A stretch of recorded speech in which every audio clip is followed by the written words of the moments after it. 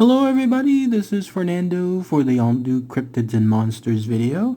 Alright, let's go ahead and let's do another chapter of the fantastic Through a Mystic Glass book by Dr. David Marsh.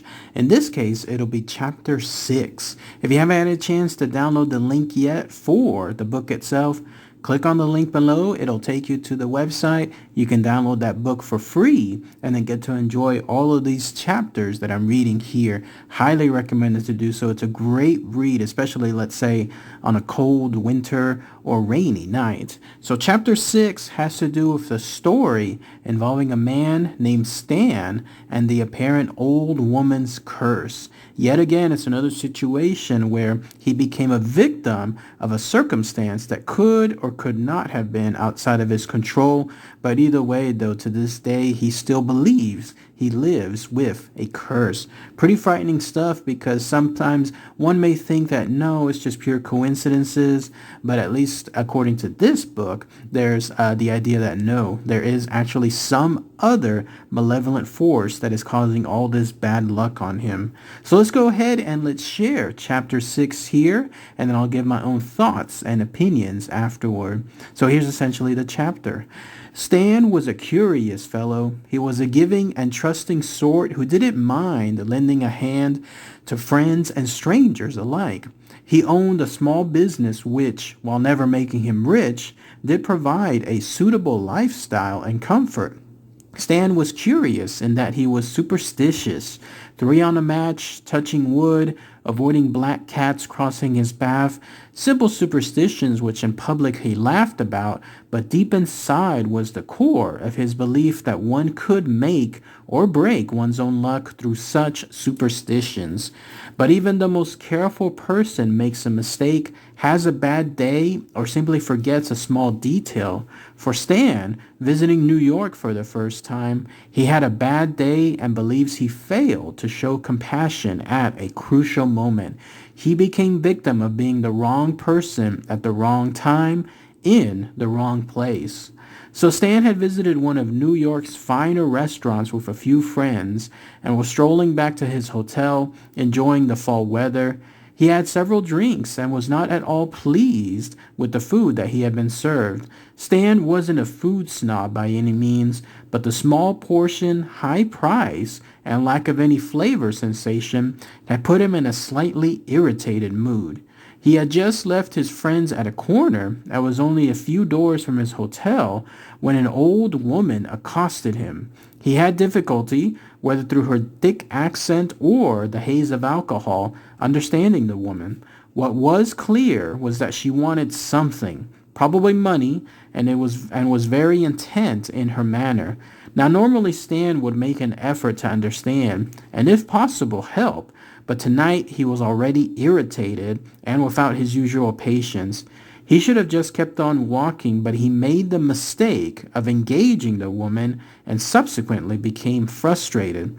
With a great deal of exasperation, he pushed her aside and walked towards the hotel. This was his second mistake.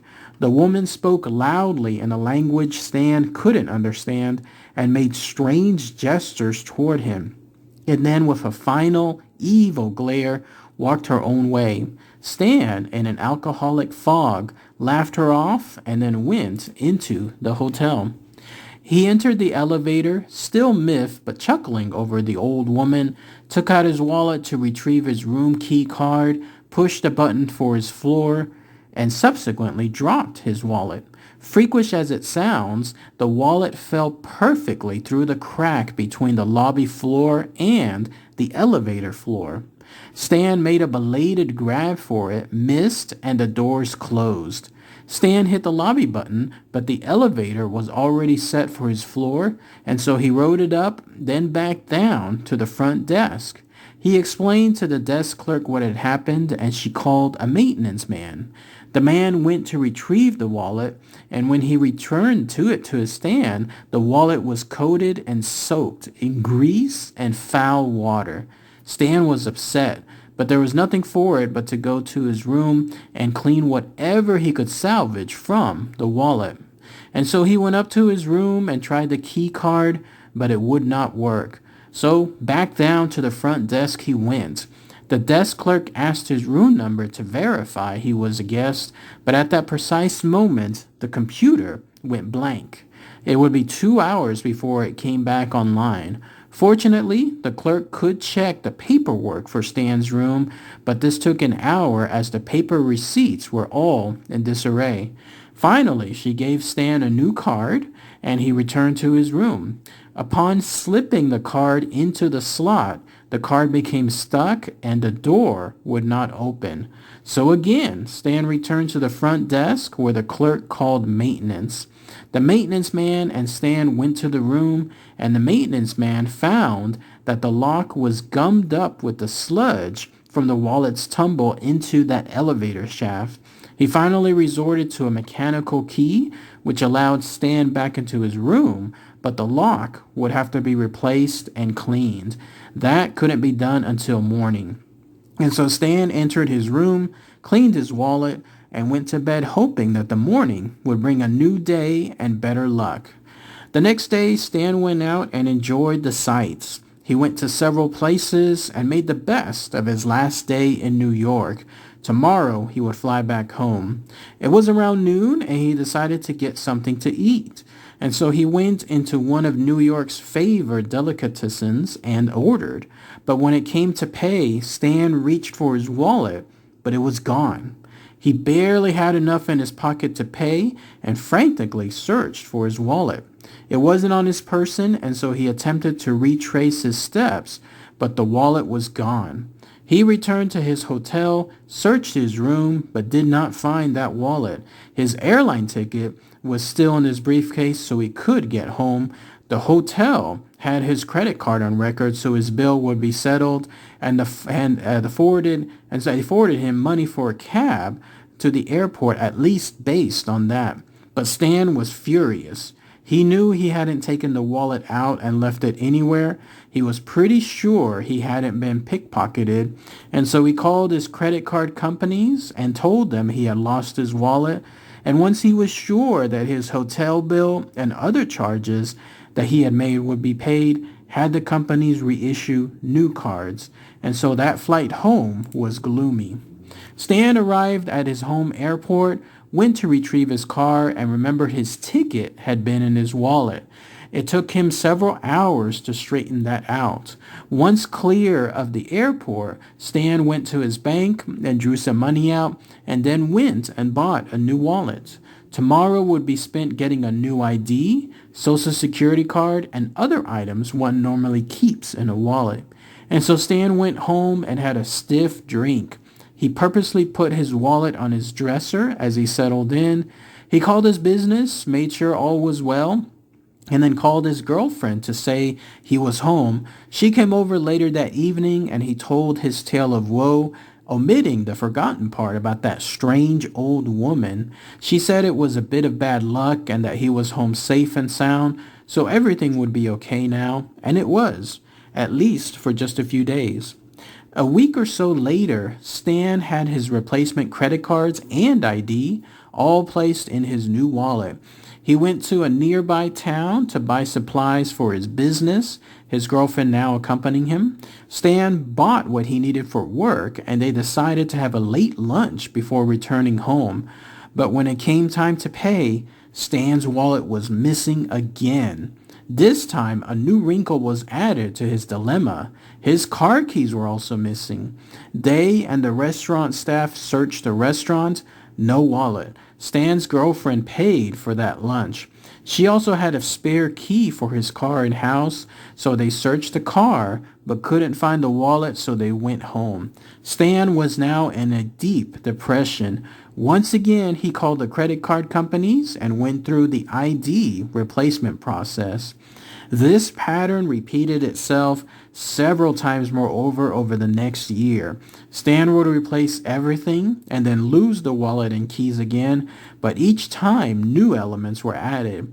Now he would find even the change in his pocket, sunglasses, nearly everything he carried gone. Stan was facing clinical depression. Stan's girlfriend recalls that when he finally remembered that old lady, They were in front of Stan's store. This was when Stan saw another old lady, and this triggered the memory of the first one. He laughed it off as he told that story, but his girlfriend knew what had happened for what it was. Stan had been cursed. Stan laughed that off too, but his girlfriend was adamant that Stan was in trouble and needed help of the not-so-ordinary kind. Stan's girlfriend, whose relatives were from Romania, was familiar with old family stories of gypsy curses that would plague a person for a lifetime, tales that reached far back in Romanian history. While Stan's girlfriend wasn't entrenched in that belief system, she also didn't discredit such things. And so reluctantly, Stan agreed to let her call some relatives to get more information. Meanwhile, new events began to occur that slowly forced Stan to believe. He was pulled over and could not find his driver's license, insurance card, or registration in his car. This mess cost him more time and money. His credit cards were canceled twice by what was termed a computer error. His bank account went into the negative several times, and after long and bitter arguments with the bank, would be discovered to have been the cause of clerical error. Stan's car was wrongfully repossessed, and his house had a lien placed on it by mistake. Throughout all of these extraordinary events, Stan and his girlfriend sought a way to remove that curse. Her family told them they should find a gypsy witch, as only someone like that could remove that curse. One doesn't look up gypsy witches in the phone book, and they search high and low, asking everyone who might know someone who could remove this curse. They met many who made claims to being able to remove the curse. These people charged huge fees, but inevitably were unable to remove it. Stan, by now, was exhibiting all the symptoms of clinical depression and PTSD. His business, home life, and social life suffered. He was in therapy and taking antidepressants.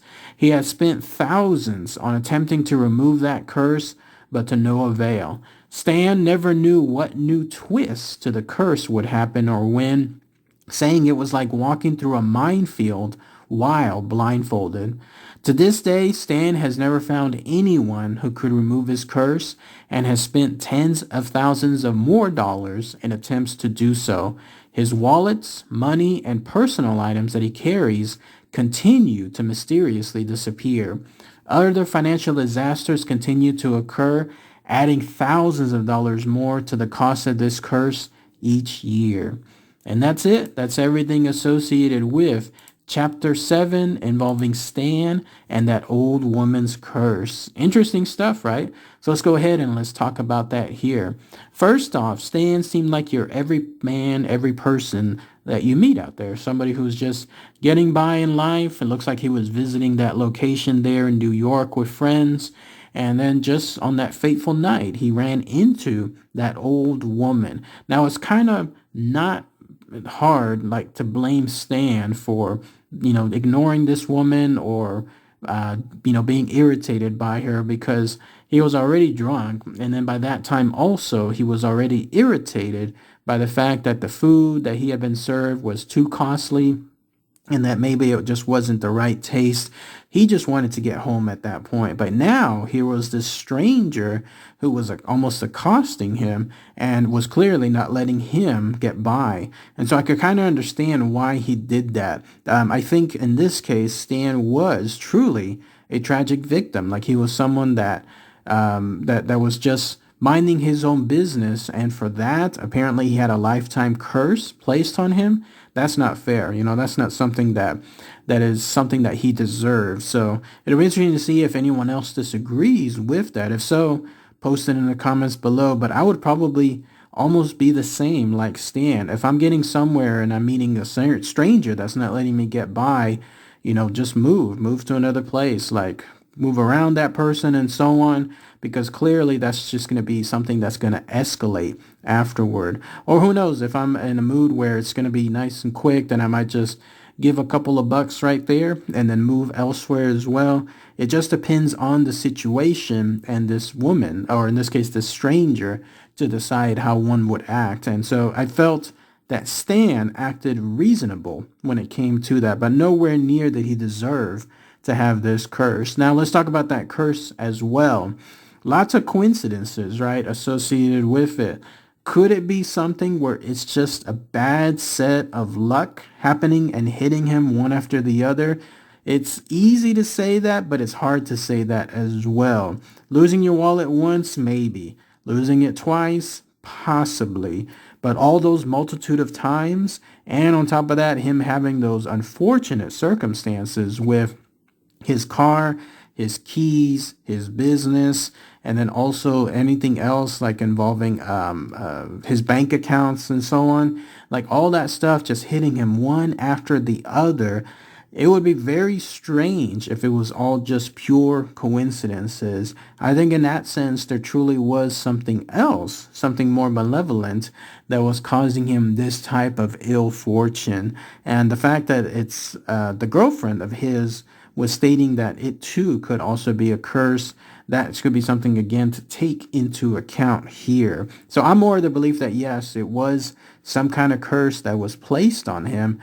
Wrong place, wrong time with regards to him having that ill-gotten meeting with that old woman. But there he was now living that time, living for the rest of his life with that curse, being unable to remove it, pretty much going forward on there. But let me know what you guys think with regards to this story about Stan and this old woman's curse. It was a pretty bad situation too, because originally when I had read this story years back, I was hoping at that time that there would be an answer. I mean, some of the other chapters showcased finalities associated with their stories, but no, in this case, it's still out there. He's probably, who knows, maybe he went back to New York and to try to find who this old woman was, retrace his steps, and then maybe see if she could remove the curse. Maybe that'll be an update someday. But otherwise, the story leaves it open to the idea that he's still around, but just still hopelessly trapped within that specific curse, and there's no way to get out. So bad luck on his part. So, all right, everybody. Thanks again as always. Take care.